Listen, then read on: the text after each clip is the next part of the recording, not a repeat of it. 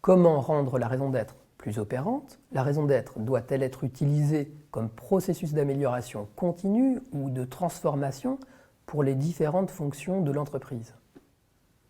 La raison d'être ne peut pas être restreinte à uniquement un processus d'amélioration continue.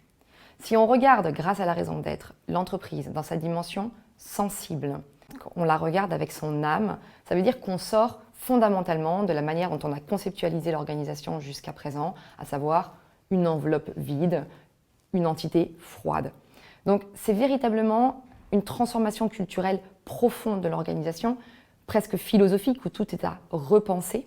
Donc on est véritablement dans un processus de transformation et pas uniquement d'amélioration continue. Si je prenais un exemple sur la fiche de fonction, on ne peut plus dire que l'on a encore des fiches de fonction dans une entreprise dotée d'une raison d'être. On passe d'une fiche de fonction à une fiche de mission. Donc on ne va plus du tout rédiger de la même manière une fiche de fonction, on ne va plus y poser les mêmes éléments et on ne va plus en attendre la même chose des différentes personnes au service de l'entreprise. Pour l'entreprise, l'objectif est que la raison d'être transparaisse dans l'ensemble des relations avec ses parties prenantes. Il est donc essentiel que la culture des collaborateurs s'appuie sur cette raison d'être.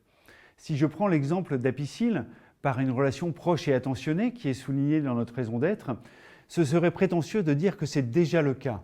Pour autant, c'est ce que nous souhaitons apporter à nos collaborateurs pour qu'ils puissent faire vivre cette raison d'être au quotidien dans toutes les relations qu'ils ont avec nos clients et les autres parties prenantes.